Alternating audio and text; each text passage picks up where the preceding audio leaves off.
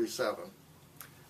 And there were about 40 members at that time. We researched that because we honored our founding members during the county fair, where we had a float this year with the names of all of the initial members. I've always known the Lions Club to be busy with projects that are going on in the city and in the county, service projects that help adults or children. This past year, we had a young man in the community that had some vision problems, and they were getting progressively worse, and it came to our attention that he was needing an iPad to do his schoolwork, to take notes.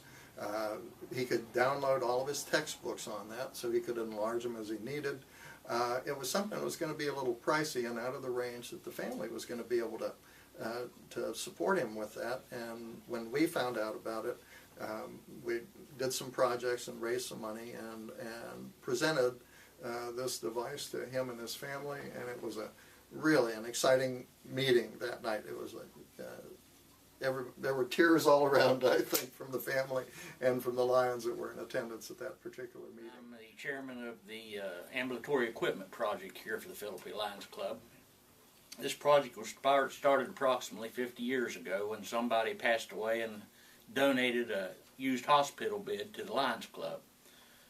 There was a fella had a store here on Main Street, and he had a big back room that he used for stock, and at that time they kept the equipment back there. And that hospital bed was loaned out, and then somebody donated this and that and the other, and now we've got probably 200 or 300 pieces of ambulatory equipment out in the community. Some of it don't get brought back, but we loan it out and ask them to bring it back. We have hospital beds, wheelchairs, shower benches, shower chairs, canes, just about anything anybody could have to have that's going to keep someone at home. I work with several agencies in the county, the home health department, those physical therapist calls and borrows equipment for people, and also Broaddus Hospital, the rest home division of Broaddus Hospital. Whenever they get a patient that gets to go home, they might need some kind of equipment to be able to function at home as well as they are in the rest home. One of our other really fun projects, and it's one that's really touching emotionally to those of us that have been involved in it, is that we go to 4 schools this year, to the first graders, and distribute to them small American flags with little wooden bases. And we start out with the pledge to the flag, and we talk about what the flag means to them and to us, and how it represents not just these children, but it represents the entire country, and how we're giving them these flags so that they can learn a little responsibility and feel like they're part of the country. The flag belongs to all people, and it's not just yours to do with as you please.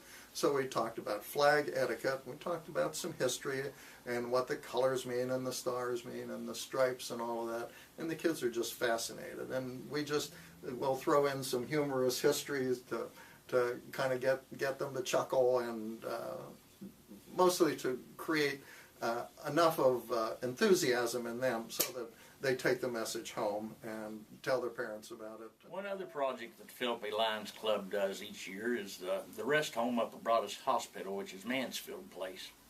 We set aside a day during Nursing Home Week, and we all gather up this and that, lotions, hats, scarves, anything that we think the residents might like at Mansfield Place.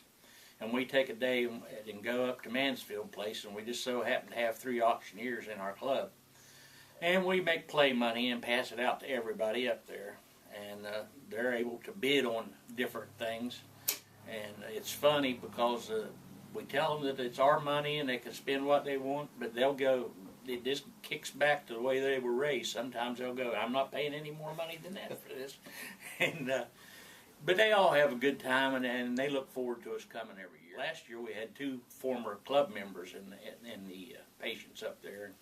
It really brings it home to you whenever you go up there and see what can be done for those people. We're also big on literacy projects, and we've purchased from the cheapest outlets that we can find books of different ages, and do book distribution. A number of events, and most recently we did it at Halloween, and had a table set up on the courthouse square for for kids to stop by and pick books out of the pile there, or out of the arrangements that suited their age group or their interests.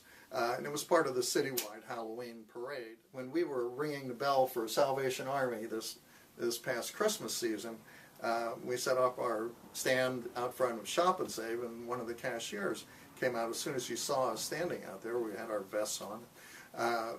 And she said, "Oh, I just wanted to tell you all how that my 7-year-old son, it was the best thing for him. He was just raving about being able to go and pick out his own book."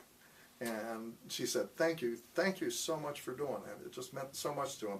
Well, that meant a lot to us. Another project of the Philippi Lions Club, each year for the last at least 10 years, we have an annual Easter egg hunt. We try to have it on a Saturday before Easter, weather permitting. And the last 2 or 3 years, we've done over 6,000 eggs. We put candy in them, and we meet, and it takes us about 2 hours to hide all the eggs before the starting time, and then we have prizes for each age group, 4 or 5 different prizes for each one, lucky eggs and this, that, and the other. And we blow the whistle or put the siren off or whatever, and within about 3 or 4 minutes, most of the eggs are gathered up, and then the fun's all over. But it's fun to watch the kids scramble because they really like the Easter egg hunt. They get candy, and you put other things in besides candy, but mostly candy. And a lot of the parents bring their kids, especially on beautiful weather days. It's really nice over there in Philippi City Park, and we have a real good participation in that project. And it's divided up too in age categories. Right, age so category. The big kids have their own field to shop in there. Right. 11 and 12, and then we've got for the toddlers we have a wading pool that we fill with eggs, and they just kind of topple over the sides and pick up eggs, and their parents are with them to put them in the basket. But we have about, I think, 5 different age groups that we break them up into, and have a couple of lions kind of monitor each of the locations. But we probably get 300 or 400 children coming out. Other things that we try to do is, when we hear about them, is to help students that are have the opportunity to go to be involved in camp experiences like conservation camp or leadership camps out at Camp Horseshoe. We have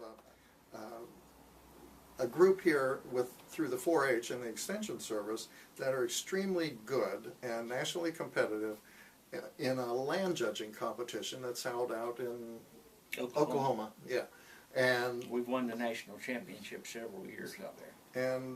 And so if some of the students that have participated in that and won the right to attend that competition, if there's some of them that are coming short from money or their parents need some help in getting them out there, we're always happy to jump in with those kind of situations once we become aware of them, either through the grapevine or through parents talking to members that they know are Lions. And as our budget permits, we're always happy to underwrite some of those and provide scholarships for those kind of events. The reason that we do these scholarships and try to help kids that are on the verge of doing something really great and important in their lives is that we need young leaders in this country. We need young kids who are energetic and imaginative to have the opportunity to step up and grow so that our communities will continue to thrive. We have an aging population here in West Virginia, and the more we can do to encourage young people to take an active part in community responsibilities, the more reward we'll see as they age and they move into leadership responsibilities in the city and in the county and in the state. One of our projects is helping the Salvation Army raise local funds which will be used in our county, and we ring the bell once, sometimes some years we rang it twice. And another project that we started was the Teenage Angel Tree. We put a tree in one of our pharmacy stores and put children's names on it and their sizes and what they want, and people pick up those cards and bring gifts back to the store. And our club usually buys for at least 5 children on the Teen Angel Tree. The Post 44 American Legion here in Philippi always has, for May the 30th, about 200 large American flags that they put on the cemetery, and also a small flag on each veteran that is buried in the cemetery. And it is quite a bit of work to find the hubs, to put the poles and then put the flags on them. And several years ago, I think when I was the president, I told the vets that we would piggyback with them and we would be glad to help them. And so several Lions clubs went up and we helped set the flags, and it's been a continuing project every year since. I'm site coordinator for District 29I. I've done this for several years. We've helped several people with cataract surgeries at the Eye Institute at Morgantown. I think that one thing we need to do as Lions, we need to publicize more the free service that is available. A lot of people in the community do not know that if they have a certain income, that we can help them get surgery at the university, and going through the university with certain paperwork that the Lions may not even have to pay for it. And the eye magnifying TV like machine, we just got one of those for the Grafton Lions Club, a lady in their community. We've just finished cataract surgery for the Tennerton Lions Club, a lady in Buchanan. And right now I'm working on other eye surgery for a member in Grafton Club. We do a number of fundraisers to help underwrite these programs that we've talked about. We do mop and broom sales and hot dog sales at a number of community-wide events, and we've also done them in concert with some auctions.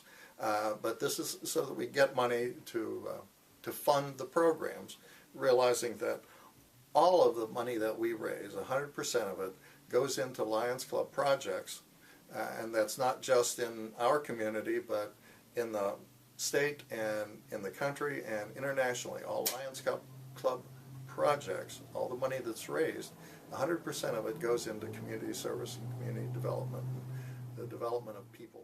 After working in the mines for 30 years in a teamwork situation, I had my second heart attack and had to quit the mines, and I was stuck home by myself.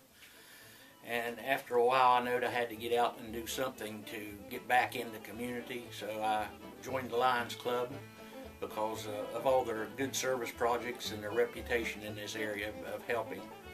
And it supplied me with a new group of friends and a teamwork situation, and it gives me something to look forward to. Lionism is an outlet for people to be able to get out and enjoy themselves and do good for the community.